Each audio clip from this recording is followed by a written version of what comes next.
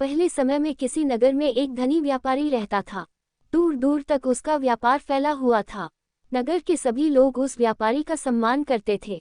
इतना सब कुछ से संपन्न होने के बाद भी वह व्यापारी बहुत दुखी था, क्योंकि उसका कोई पुत्र नहीं था, जिस कारण अपने मृत्यु के पश्चात व्यापार के उत्तराधिकारी की चिंता उसे हमेशा सताती रहती थी। पुत्र प्राप्ति की इच्छा से व्यापारी प्रत्येक सोमवार भगवान शिव की व्रत पूजा किया करता था और शाम के समय शिव मंदिर में जाकर शिवजी के सामने घी का दीपक जलाया करता था। उसकी भक्ति देखकर मां पार्वती प्रसन्न हो गई और भगवान शिव से उस व्यापारी की मनोकामना पूर्ण करने का निवेदन किया। भगवान शिव बोले, इस संसार में सबको उसके कर्म के अनुसार फल की प्राप्ति होती है।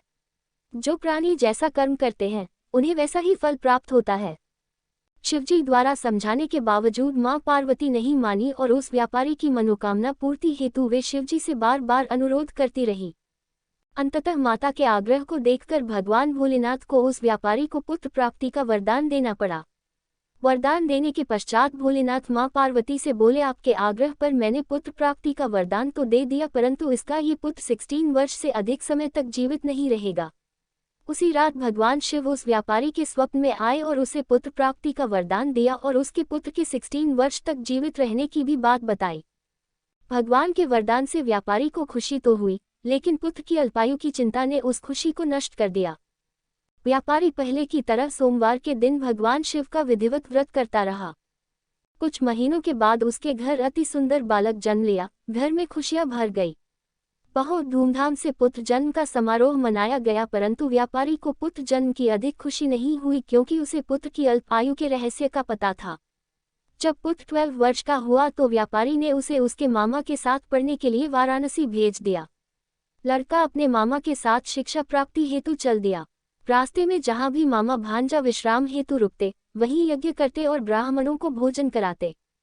लंबी यात्रा के बाद मामा और भांजा एक नगर में पहुंचे। उस दिन नगर के राजा की कन्या का विवाह था, जिस कारण पूरे नगर को सजाया गया था।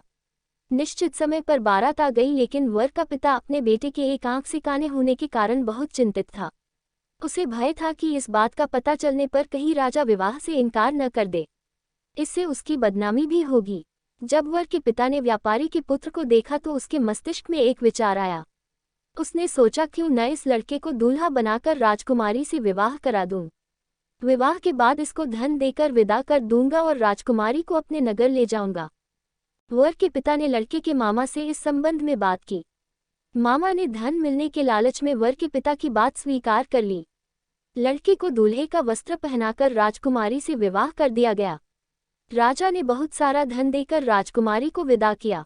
शादी के बाद लड़का जब राजकुमारी से साथ लौट रहा था तो वह सच नहीं छिपा सका और उसने राजकुमारी के ओढ़नी पर लिख दिया, राजकुमारी, तुम्हारा विवाह मेरे साथ हुआ था। मैं तो वाराणसी पढ़ने के लिए जा रहा हूँ और अब तुम्हें जिस नवयुवक की पत्नी बनना पड़ेगा वह कान्हा है।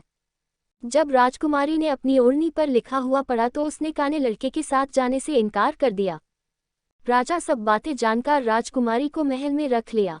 उधर लड़का अपने मामा के साथ वाराणसी पहुंच गया और गुरुकुल में पढ़ना शुरू कर दिया। जब उसकी आयु 16 वर्ष की हुई तो उसने यज्ञ किया। यज्ञ की समाप्ति पर ब्राह्मणों को भोजन कराया और खूब अन्न वस्त्र दान किए। रात को वह अपने शयन कक्ष में सो गया। शिव के वरदान के अनुसार शयनावस्था में ही उसके प्राण पखेरु उड़ गए। सूर्योदय पर मामा मृत भांजे को देखकर रोने पीटने लगा। आसपास के लोग भी एकत्र होकर डैक प्रकट करने लगे। लड़के के मामा के रोने विलाप करने के स्वर समीप से गुजरते हुए भगवान शिव और माता पार्वती ने भी सुने। पार्वती ने भगवान से कहा, प्राणनाथ, मुझे इसके रोने के स्वर सहन नहीं हो रहे। आप इस व्यक्ति के कष्ट को अवश्य दूर करें। भगवान शिव ने पार्वती के साथ अदृश्य रूप में समीप जाकर देखा तो भोलेनाथ पार्वती से बोले, ये तो उसी व्यापारी का पुत्र है जिसे मैंने 16 वर्ष की आयु का वरदान दिया था। इसकी आयु पूरी हो गई है। मां पार्वती ने फिर भगवान शिव से निवेदन कर उस बालक को जीवन देने का आग्रह किया। माता पार्वती के आग्रह पर भगवान शिव ने उस लड़के को जीवित होने का वरदान दिया और कुछ ही पल में वह जीवित होकर उठ बैठा। शिक्षा समाप्त करके लड़का मामा के साथ अपने नगर की ओर चल दिया। दोनों चलते हुए उसी नगर में पहुंचे जहां उसका विवाह हुआ था। उस नगर में भी यज्ञ का आयोजन किया। समीप से गुजरते हुए नगर के राजा ने यज्ञ का आयोजन देखा और उसने तुरंत ही लड़के और उसके मामा को पहचान लिया। यज्ञ के समाप्त होने पर राजा मामा और लड़के को महल में ले गया और कुछ दिन उन्हें महल में रखकर बहुत सा धन, वस्त्र आदि देकर राजकुमारी के साथ विदा कर दिया। इधर भूखे प्यासे रहकर व्यापारी और उसकी पत्नी बेटे की प्रतीक्षा कर रहे थे। उन्होंने प्रतिज्ञा कर रखी थी कि यदि उन्हें अपने बेटे की मृत्यु का समाचार मिला तो दोनों अपने प्राण त्याग देंगे, परंतु जैसे ही उसने बेटे के जीवित वापस लौटने का समाचार सुना तो वह बहुत प्रसन्न हुआ।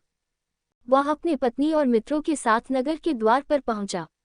अपने बेटे के विवाह का समाचार सुनकर पुत्रवधू राजकुमारी को देखकर उसकी खुशी का ठिकाना न रहा। उसी रात भगवान शिव ने व्यापारी के स्वप्न में आकर कहा, हे श्रेष्ठी, मैंने तेरे सोमवार के व्रत करने और व्रत कथा सुनने से प्रसन्न होकर तेरे पुत्र को लंबी आयु प्रदान की है। पुत्र की लंबी आयु जानकर व्यापारी बहुत प्रसन्न हुआ। सोमवार का व्रत करने से व्यापारी के घर में खुशियां लौट आईं।